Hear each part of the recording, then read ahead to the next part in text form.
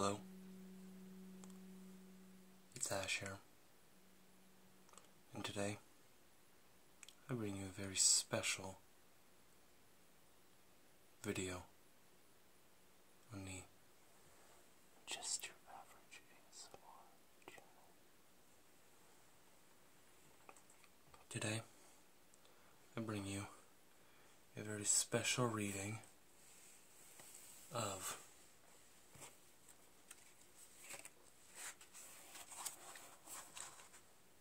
H.P. Lovecraft. To make this extra scary, we're reading this in candlelight.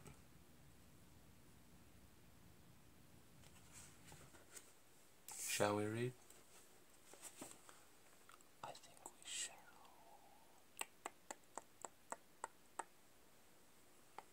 Disclaimer, I do not know any of the stories read, or the story that I read. I do not own it in any way, shape, or form. This is strictly the work of H.P. Lovecraft. Enjoy.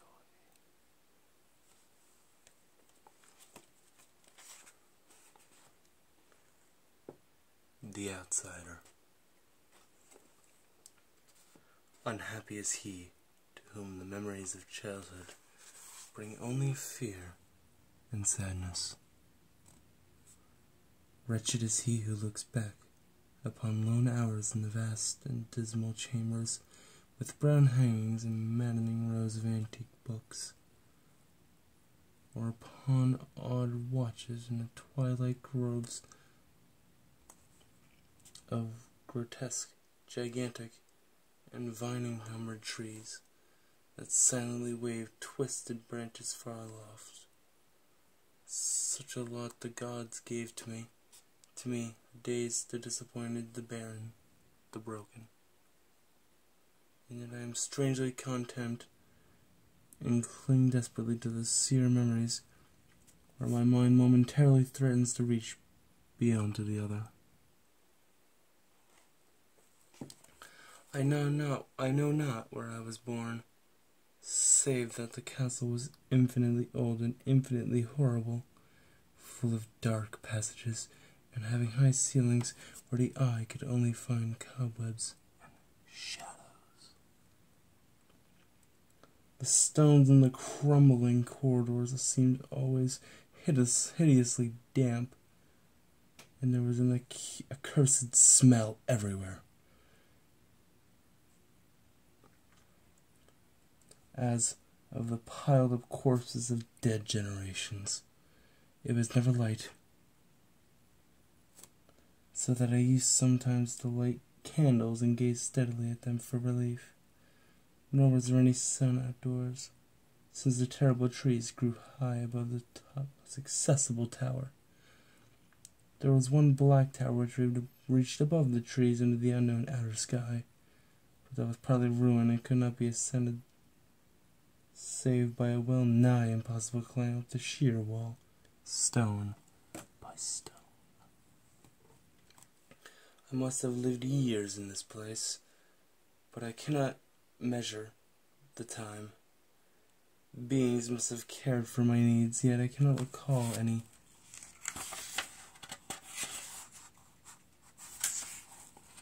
person except myself or anything alive and but the noiseless rats and bats and spiders. I think that whoever nursed me then must have been shockingly aged, since my first conception of a living person was that of something mockingly like myself, yet distorted, shriveled, and decaying like the castle. To me there was nothing grotesque in the bones and skeletons that strewed some of the stone crypts deep down among the foundations. I apologize for that. I fantastically associated these things with everyday events, and thought them more natural than the colored pictures of living beings which I found in many of the moldy books. For such books I learned all that I know.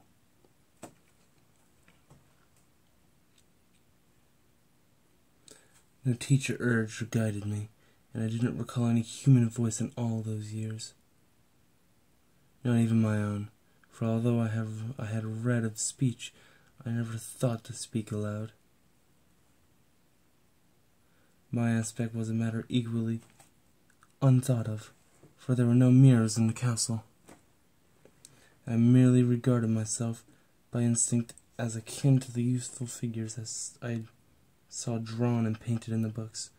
I felt conscious of youth, because I remember so little. Outside, across the putrid moat under the dark mute trees, I would often lie and dream for hours what I read in the books. And I apologize for that.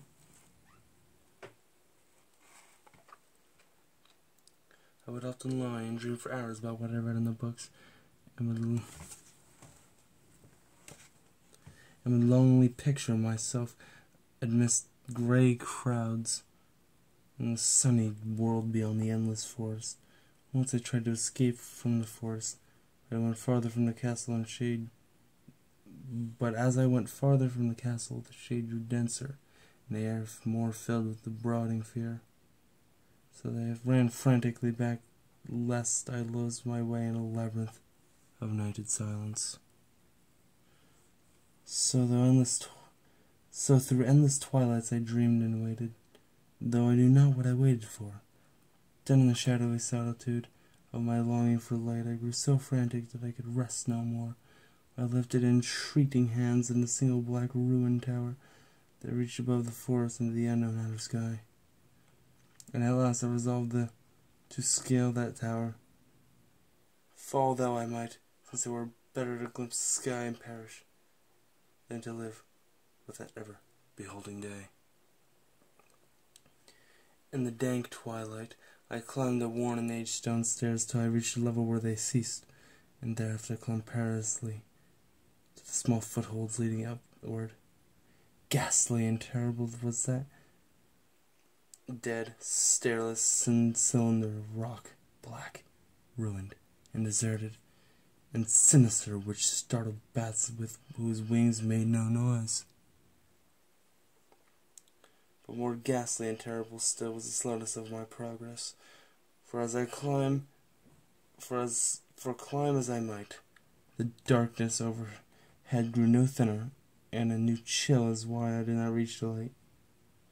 And a new chill as of haunted and venerable mold assailed me. I shivered as I wondered why I did not reach the light, and would have looked down had I dared.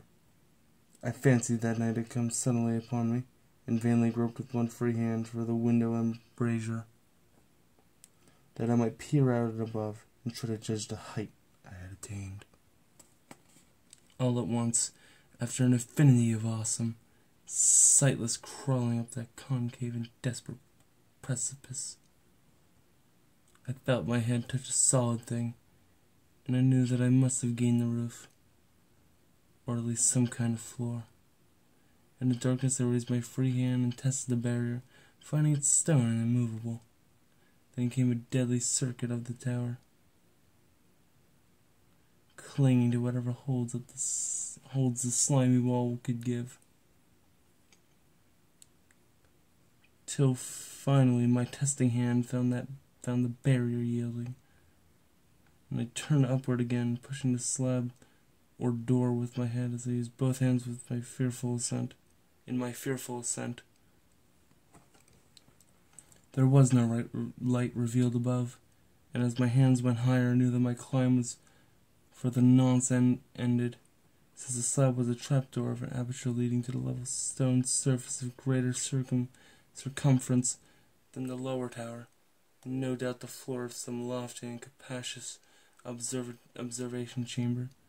I crawled through carefully, and tried to prevent the heavy slab from falling back into place, but failed in the latter attempt. As I lay exhausted on the stone floor, I heard the eerie echoes of its fall, but hope were necessary to pry it up again. Believing I was now at prodigious height, far above the accursed branches of the wood, I dragged myself from the floor and fumbled above for windows, that I might look for the first time upon the sky, the moon and stars of which I had read. But on every hand I was disappointed, since all I found were vast shelves of marble, bearing odious oblong boxes of disturbing size. More and more I reflected and wondered what hoary secrets might abide in this high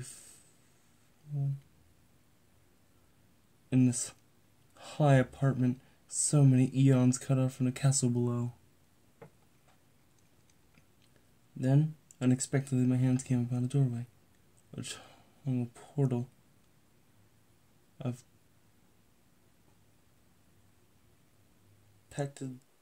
Then unexpectedly my hands came upon a doorway where a hung portal of stone, rough and strange chiseling. I'm sorry, I'm not very good at reading. Trying it, I found it locked, but with a supreme burst of strength I overcame all obstacles and dragged it open inward. As I did this, so there came me the purest ecstasy I have ever known, for shining tranquilly through an ornate grating of iron, and down a short stone passageway of steps that ascended from the newly found doorway was a radiant full moon, which I had never before seen, save in dreams and vague visions I dared not call memories. Fancying now that I had attained the very pinnacle of the castle, I commenced to rush up the few steps beyond the door. But the sudden veiling of the moon by a cloud caused me to stumble, and I felt my way more slowly in the dark. It was still very dark when I reached the grating, which I had tried carefully to found unlocked, but which I did not open for fear of falling from the amazing height which I had to climb the moon. Then the moon came out. Most demoniacal of all shocks is that of the abysmally unexpected and grotesquely unbelievable. Nothing I had before undergone could.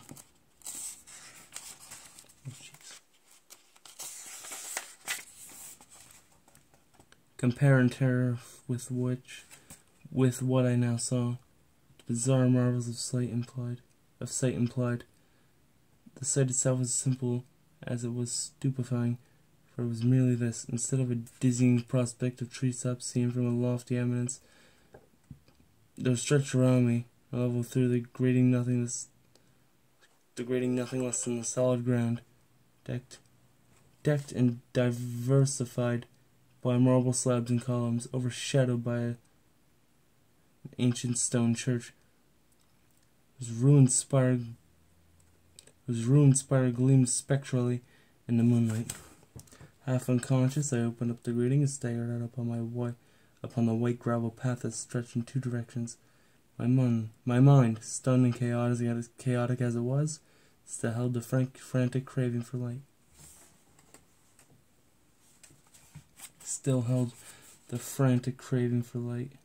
And not even the fantastic wonder which had happened could stay my course. I neither knew nor cared whether my experience was insanity, dreaming, or magic, but I was determined to gaze on brilliance.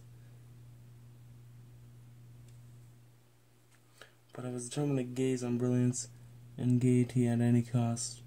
I knew not who I was, or what my surroundings might be, though as I continued to stumble along I became conscious of a kind of fearsome latent memory that made my progress not wholly fortuitous.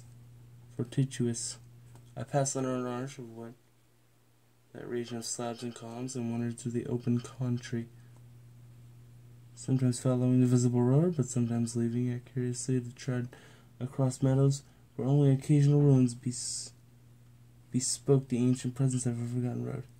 Once I swam across a swift river where crumbling, mossy masonry told of a bridge long vanished. Over 2 hours must have passed before I reached what seemed to be my goal.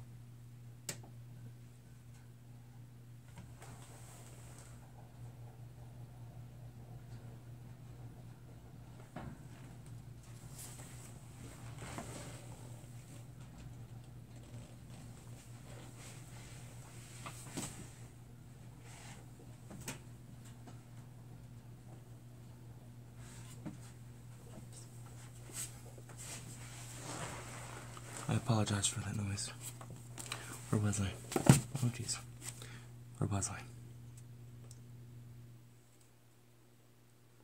Over 2 hours have passed before I reached what seemed to be my goal, a venerable Ivid castle in a thickly wooded park. Maddeningly familiar, yet full of perplexing strangeness to me. I saw that the moat was filled in and that some of the well-known towers were demolished, whilst new wings existed to confuse the beholder.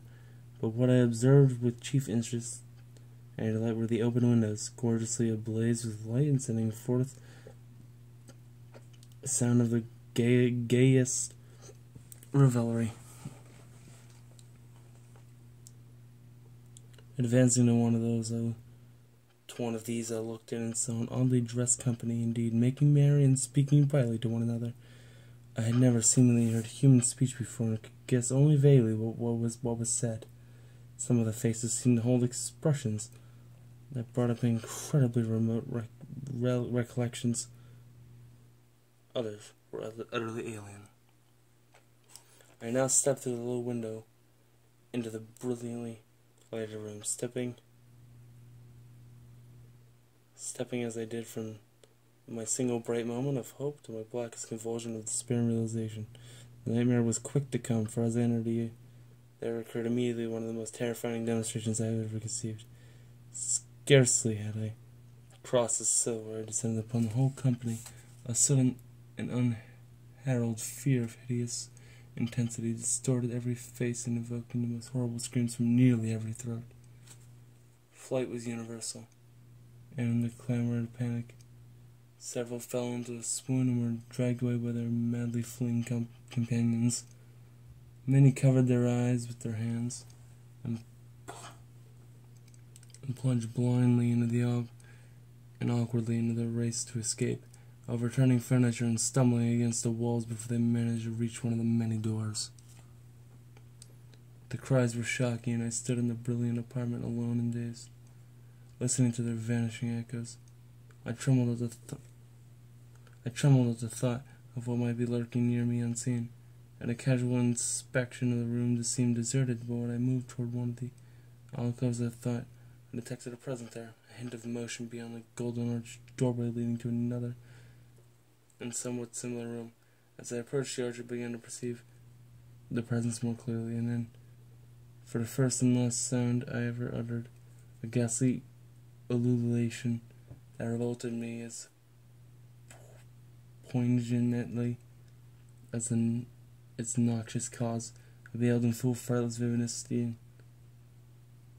inconceivable, indescribable, and unmentionable monstrosity which had by simple appearance changed a merry company into a herd of their delirious fugitives. I cannot even hint what it was like, for it was a compound of all that is unclean, uncanny, unwelcome, abnormal, and detestable. It was a ghoulish shade of decay, antiquity, and desolation. That putrid dripping eidolon of unwholesome revelation, that awful bearing of that which this merciful earth should always hide. God knows it was not of this world, or no longer of this world. Yet the more horror I saw, its eaten away and bone-revealing outlines of leering, abhorrent and travesty on the human shape and its moldy, disintegrating apparel and an unspeakable quality that chilled me even more. I was almost paralyzed, but not too much as to make a feeble effort toward light, and backward stumble which failed to break the spell of which was the nameless, voiceless monster held me. My eyes, bewitched by the glassy orbs which stared loathsomely into them, refused to close, and though were mercifully blurred, showed the terrible objective, but indistinctly after the first shock. I tried to raise my hand to shut out the light, and yet so stunned were my nerves that my arm could not fully obey my will.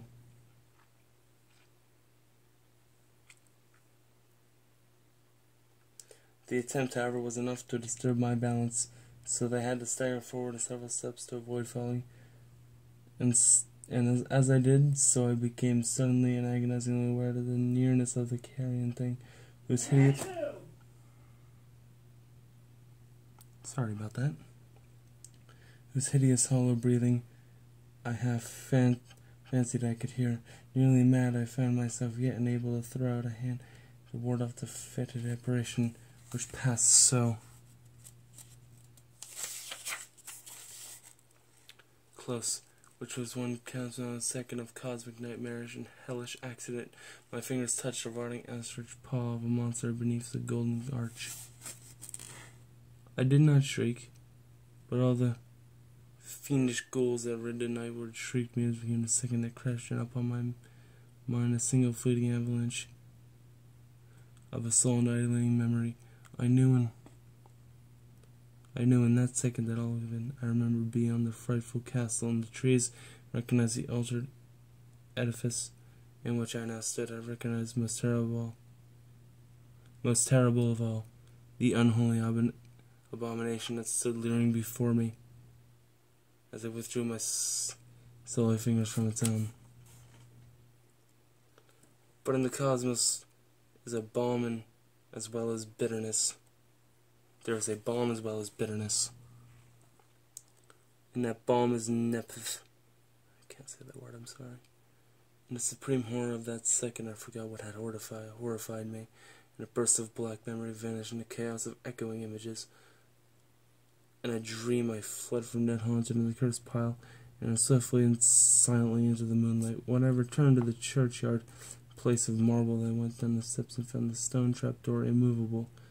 But I was not sorry, for I had hated the antique castle and the trees.